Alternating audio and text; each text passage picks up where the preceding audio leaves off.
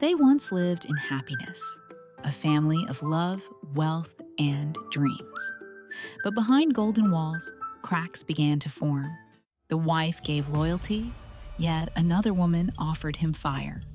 And in the shadows of temptation, the lover whispered, "She fills your bowl. I light the fire in your chest.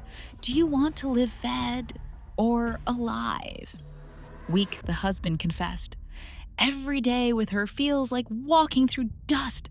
With you, I breathe again." At the doorway, unseen, the wife froze. She gripped her dress until the threads cried, her silence louder than screams. When he kissed his mistress, her voice shattered the air.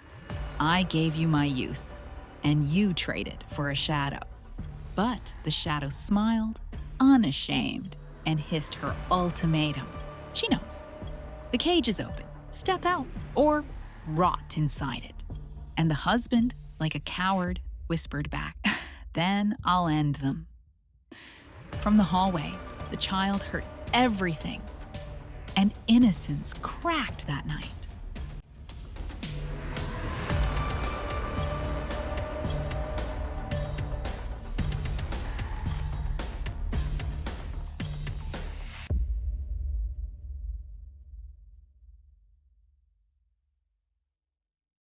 Later, the boy clung to his father's leg, crying out, "If I'm nothing to you, then why did you give me your eyes? Why do I look in the mirror and see you staring back?" But the father's heart had turned to stone. "Because mistakes look like their makers. Now let me go." The mother's voice cut like glass. "Mistakes? That's how you name your blood?"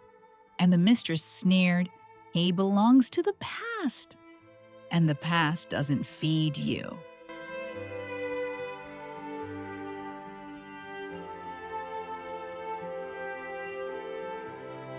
Hunger followed. At an empty table, the boy whispered, "If hunger could kill, Mama, we'd already be ghosts." But she silenced him with trembling hands. "Don't speak death when your future is alive. Starve my body, but never starve your hope."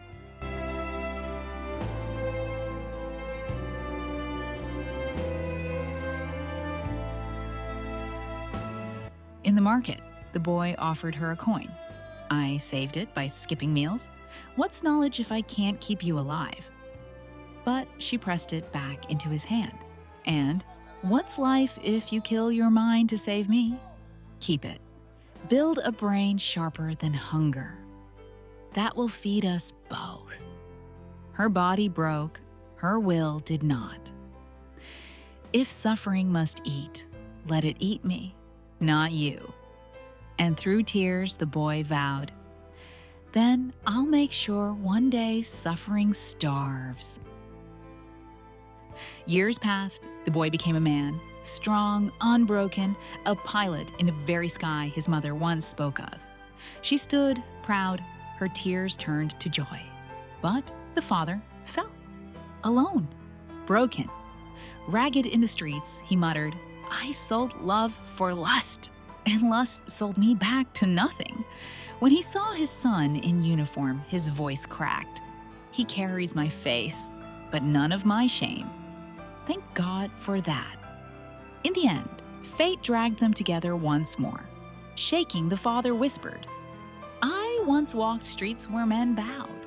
Now I beg where I spat.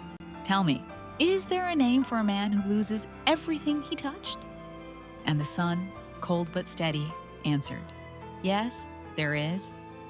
Father." The mother spoke her last word, final as a blade, "Not ours." And they walked away, leaving him to collapse alone in the shadow he chose.